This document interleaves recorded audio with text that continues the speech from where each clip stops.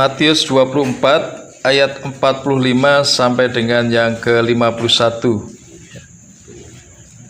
Kita akan membaca secara bergantian. Saya akan membaca ayat yang ganjil dan Bapak Ibu Saudara membaca ayat yang genap. Injil Matius pasal 24 ayat 45 mulai, judulnya adalah perumpamaan tentang hamba yang setia dan hamba yang jahat. 45. Siapakah hamba yang setia dan bijaksana yang diangkat oleh tuannya atas orang-orangnya untuk memberikan mereka makanan pada waktunya?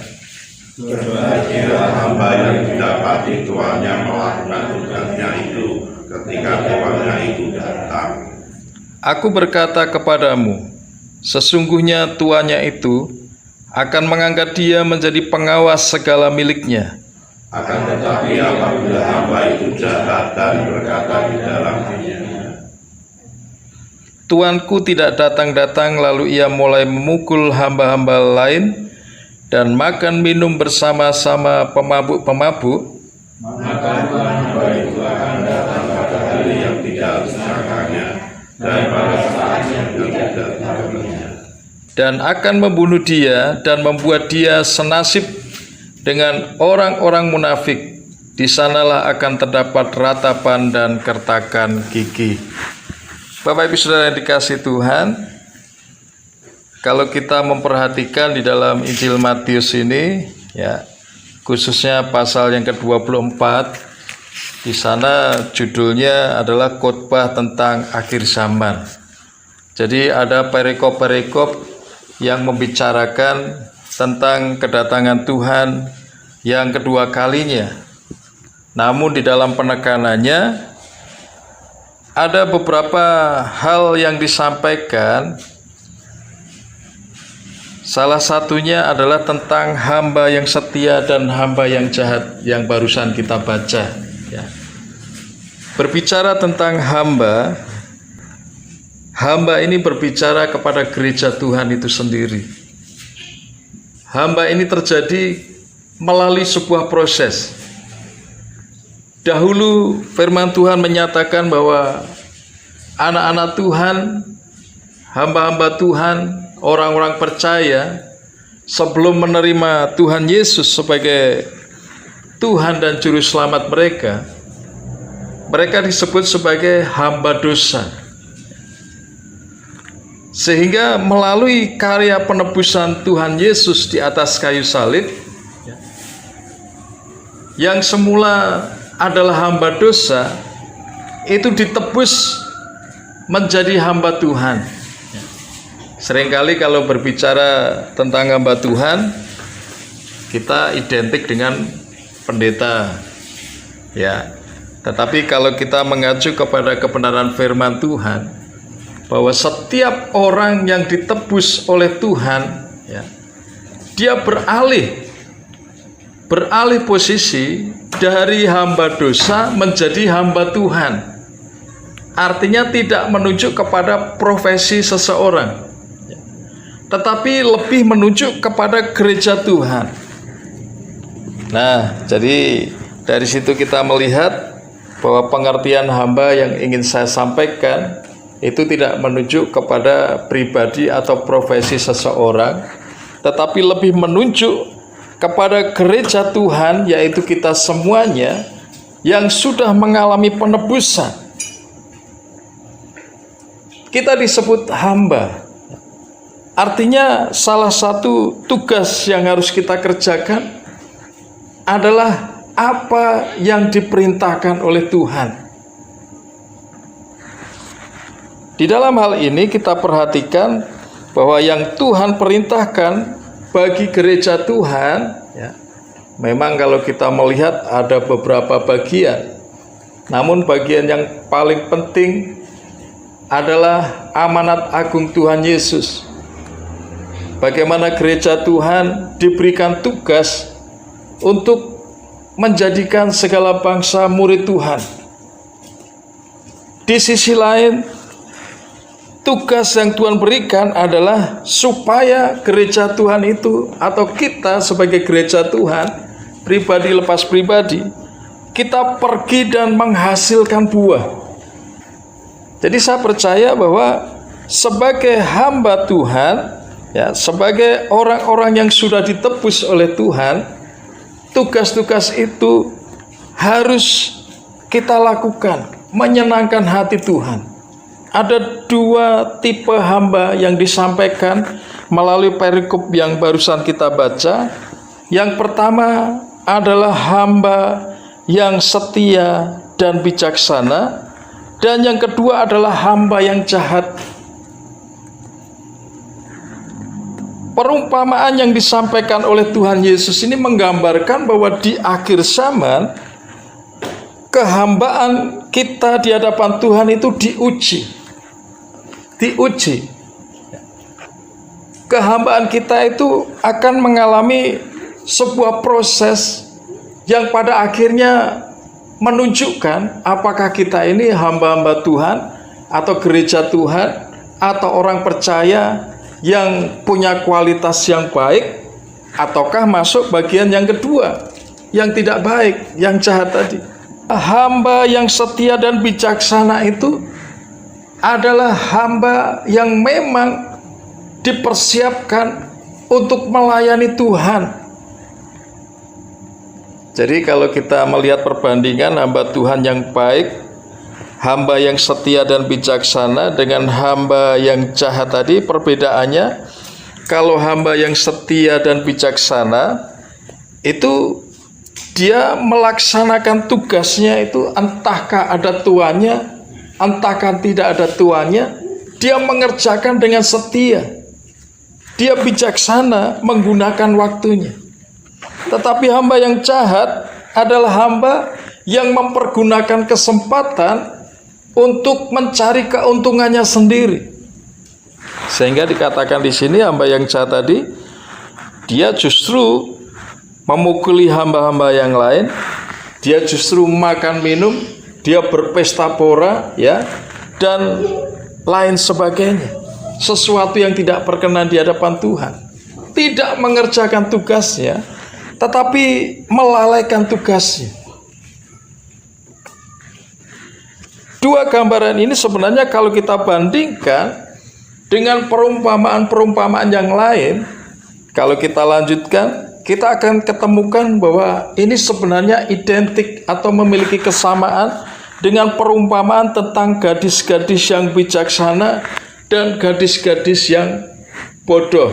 Ya. Bagaimana digambarkan gadis-gadis yang bijaksana? Mereka mempersiapkan dirinya, benar-benar mempersiapkan dirinya, mempersiapkan minyak, sehingga mereka siap untuk menjadi pengantin. Tetapi gadis yang bodoh, dia melalaikan tugasnya. Tidak ada minyak dalam hidupnya, sehingga pada akhirnya mereka ditolak. Setiap orang percaya adalah hamba Tuhan. Setiap orang percaya dilihat dari kualitas hidupnya di hadapan Tuhan, bukan sesuatu yang lahiriah. Sesuatu yang lahiriah itu biasanya disebutkan, dilakukan oleh hamba-hamba yang disebut jahat tadi, yang disebut bodoh tadi, yang disebut hamba upahan tadi. Artinya mereka mengerjakan sesuatu di hadapan Tuhan hanya karena upah. Hanya karena upah, ya. Karena firman Tuhan berkata, setiap orang yang percaya kepadaku masuk surga, makanya berbondong-bondong orang mengikut Tuhan. Ketika firman Tuhan, hamba Tuhan berkata, setiap orang yang percaya kepada Tuhan disembuhkan. Berbondong-bondong orang datang untuk disembuhkan. Ya. Setiap orang percaya akan mengalami mujizat Tuhan. Berbondong-bondong orang datang mengikut Tuhan. Tetapi mereka mengikut bukan karena kualitas hamba yang baik tadi, tetapi karena upah tadi. Karena sesuatu yang sifatnya lahiriah tadi, ya kan? Masuk surga, berkat, mujizat, Tetapi di dalam hati mereka sebenarnya mereka sama sekali tidak ada kesadaran bahwa mereka adalah seorang hamba yang sudah ditebus oleh Tuhan, dari hamba dosa menjadi hamba kebenaran, menjadi hamba Tuhan. Hamba Tuhan artinya seperti yang saya sampaikan tadi, sebenarnya kategori yang disebut setia dan bijaksana, hamba yang baik, hamba yang melakukan firman Tuhan tadi, memiliki kualitas bahwa entahkah ada tuannya, dia akan melakukan dengan setia pekerjaannya. Entahkah ada upahnya atau tidak ada upahnya, karena pada dasarnya hamba yang dipergunakan di dalam ayat ini disebut budak. Tidak ada satupun budak yang mendapatkan gaji.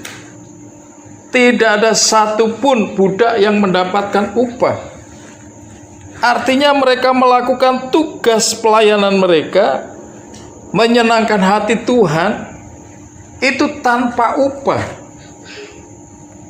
Jadi ternyata di sini kita ketemukan bahwa kualitas kehambaan kita itu diuji bukan ketika upah itu berlimpah-limpah, tetapi justru ketika tidak ada upah. Ketika tidak ada upah, disitulah kualitas kehambaan kita itu diuji.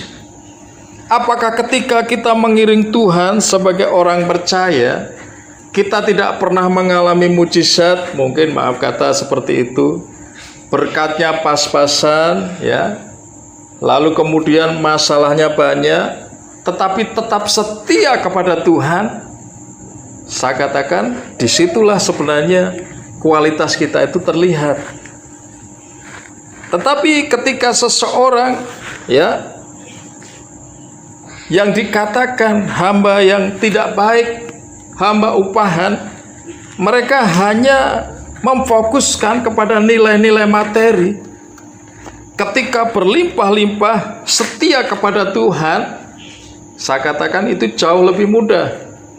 Ketimbang tidak punya apa-apa setia kepada Tuhan, itu jauh lebih sulit. Tetapi dua hal itu, Bapak Ibu Saudara yang dikasihi Tuhan, sebenarnya Tuhan bermaksud mengingatkan kita semuanya bahwa Tuhan kita, Tuhan Yesus, Dia yang pernah datang, lahir sebagai manusia, ya, di mana bulan Desember ini kita selalu mengingat karya yang Tuhan kerjakan. Dia turun ke dalam dunia menjadi sama seperti manusia. Dia mengerjakan keselamatan bagi kita semuanya. Dia harus mengalami kematian di atas kayu salib dan dia naik ke surga. Tuhan kita itu berkata, suatu kali dia akan datang kembali. Dan ketika dia datang kembali, dia bertanya, siapakah hamba yang setia dan bijaksana? Apakah Tuhan itu masih menemukannya? Dia bertanya, apakah masih ada iman di dunia ini? Saya berpikir dan merenungkan hal itu. Kenapa ya Tuhan bertanya, apakah ketika dia datang itu masih ada iman di dunia ini? Ternyata sedikit banyak saya menemukan jawabannya. Peralihan budaya manusia dari zaman prasejarah, ya, atau pramodern menjadi zaman modern, bahkan zaman kita ini sebenarnya disebut postmodern, ya, artinya sudah jauh meninggalkan teknologi yang lama dan masuk kepada teknologi yang baru. Cirinya adalah postmodern itu ciri teknologinya itu microchip. Ya. Kalau zaman modern itu ciri teknologinya itu masih bentuk wujud transistor atau IC yang besar-besar itu. Tetapi kalau postmodern ini sudah microchip. Bagaimana zaman itu mengubah pola pikir dan budaya manusia. Ketika belum ada teknologi, manusia memegang Alkitab ini dengan sukacita membacanya. Kenapa? Karena tidak ada HP, ya kan? Tidak ada HP, tidak ada laptop, tidak ada komputer. Tetapi di zaman modern, komputer mulai bermunculan besar-besar kan? Besar-besar mulai bermunculan, berganti dengan zaman yang disebut postmodern. Komputer yang besar-besar menjadi kecil. Smartphone yang seperti kita punya itu sebenarnya komputer. Komputer yang sudah dimodifikasi ya menjadi alat yang canggih, yang lebih hebat lagi. Bahkan ke depan teknologi ini berkembang. KTP kita dulu KTP manual ya. Berkembang di zaman postmodern ini menjadi KTP elektronik atau eKTP. Ke depan kita tidak membutuhkan KTP lagi. Kenapa? Karena di dalam tubuh manusia itu akan ditanamkan chip, microchip tadi. Perkembangan teknologi itu merubah pola pikir manusia, sehingga salah satu dampaknya adalah iman manusia itu mulai terkikis. Dulu kita percaya ada mujizat, orang didoakan itu sembuh. Sekarang ya kita melihat tidak banyak lagi itu terjadi. Orang kalau sakit tidak nyari pendeta, nyarinya langsung dokter, ya kan? Kalau dulu nyarinya pendeta, tapi sekarang enggak. Sakit enggak nyari dokter, buka smartphone, Google. Jadi sebenarnya apa yang disampaikan Tuhan, apakah dia akan menemukan iman di bumi ini, itu terjawab. Kenapa? Karena pola pikir manusia itu dirubah sedemikian rupa dengan kemudahan demi kemudahan, sehingga sedikit demi sedikit tergeser. Kita harus hati-hati, kita harus waspada bahwa di masa seperti ini Tuhan mencari siapakah hamba yang setia dan bijaksana itu. Siapakah anak-anak Tuhan yang masih memiliki iman dan percaya kepada Tuhan. Ya. Ini yang perlu kita renungkan di dalam kehidupan kita, di balik segala berkat, di balik segala persoalan, di balik segala proses yang kita lalui. Mari kita tetap pegang firman Tuhan ini. Kita mau menjadi hamba yang setia dan bijaksana. Kita mau meneladani Tuhan Yesus sendiri yang sudah mengajarkan kepada kita bagaimana seorang hamba itu. Dia datang ke dalam dunia, dia memikul dosa manusia, bahkan dia melaksanakan tugasnya sebagai hamba sampai selesai di atas kayu salib. Sehingga ketika dia menyerahkan nyawanya, dia berkata, sudah selesai. Artinya teladan itu yang perlu kita miliki. Apapun yang terjadi dalam kehidupan kita, sehebat apapun teknologi yang akan kita lewati ke depan, biarlah hal itu tidak melunturkan kualitas kehambaan kita di hadapan Tuhan ya. Tetapi kita mau tetap menjadi hamba yang setia dan bijaksana sampai kita berkata pada akhirnya, sudah selesai Tuhan, kita pulang ke rumah Bapa di surga. Kesetiaan ini mahal harganya di hadapan Tuhan. Kenapa? Karena hanya gereja Tuhan, anak-anak Tuhan yang setialah yang dikatakan oleh firman Tuhan yang akan diangkat oleh Tuhan. Pengangkatan berbicara tentang akhir zaman. Sekalipun sekarang pengajaran tentang pengangkatan ini juga mengalami banyak tantangan. Tidak semua orang percaya. Bahkan tidak sedikit juga yang mulai tidak percaya. Tetapi saya tetap percaya bahwa itu akan terjadi. Microchip itu menandai munculnya antikris, sekalipun antikris itu sudah ada dari zaman dulu. Tetapi antikris yang sudah masuk di dalam sesuatu yang lebih modern lagi. Dan pengangkatan itu saya yakin dan percaya firman Tuhan ya dan amin. Gereja Tuhan yang setia dan bijaksana Gereja yang siap itulah yang akan diangkat Tuhan sehingga tidak mengalami masa aniaya 3,5 tahun. Gereja yang setia dan bijaksana itulah gereja yang nantinya akan menyongsong kedatangan Tuhan yang kedua kalinya. Melihat perbandingan hamba Tuhan, hamba yang setia dan bijaksana, dan juga hamba yang jahat, ya, gadis yang bijaksana dan gadis yang bodoh, hamba yang baik dan hamba yang upahan, itu semua pilihannya ada pada kita. Tetapi kedewasaan rohani akan menuntun kepada kita bahwa kita mengasihi Tuhan sekalipun ada upah ataupun tidak ada upah. Amin. Mengalami mujizat dalam hidup, puji Tuhan. Tidak mengalami pun kita akan tetap setia sampai Tuhan memanggil kita.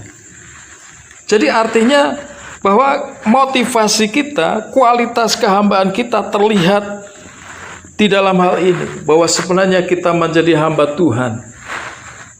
Kita adalah hamba yang harus mengasihi dan menyenangkan hati Tuhan seumur hidup kita.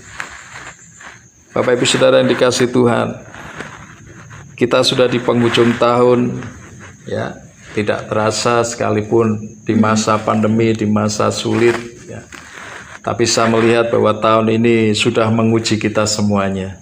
Kita yang tetap hadir, kita yang tetap setia beribadah kepada Tuhan, mengiring dan melayani Tuhan, saya dan percaya kita adalah hamba Tuhan yang setia dan bijaksana.